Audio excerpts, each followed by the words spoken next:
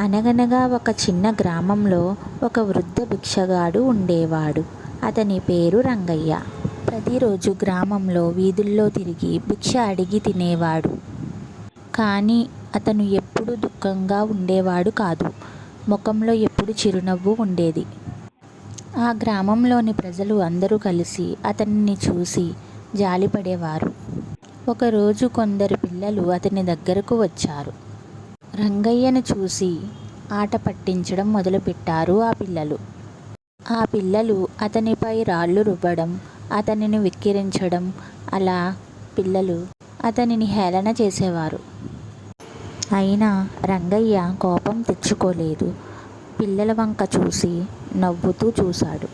పిల్లలతో రంగయ్య ఇలా అన్నాడు: బిడ్డలు, మీరిలా చెయ్యకండి. నా దగ్గర తక్కువైన ఆశీర్వాదం నేను మీకు ఇవ్వగలను అని పిల్లలతో చెప్పాడు రంగయ్య. అప్పుడు పిల్లలు రంగయ్యను, నువ్వు మాకు ఆశీర్వాదం ఇస్తావా? నీ బట్టలు చూడు ఎలా ఉన్నాయో అని మళ్ళీ హేళనగా మాట్లాడారు. ఆ పిల్లలు రంగయ్యతో, నువ్వు మాకు ఆశీర్వాదం అసలు ఎందుకు ఇస్తావు అని మరీ రంగయ్యతో అన్నారు.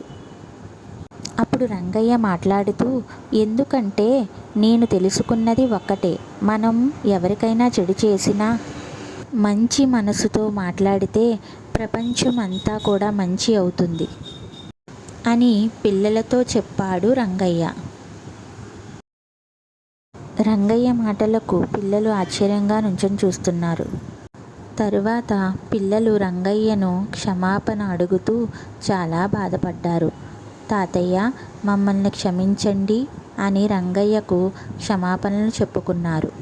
అప్పటి నుండి వాళ్ళు రంగయ్యతో మంచిగా ఉంటూ ప్రతిరోజు ఆహారం తెచ్చి రంగయ్యకు పెట్టేవారు.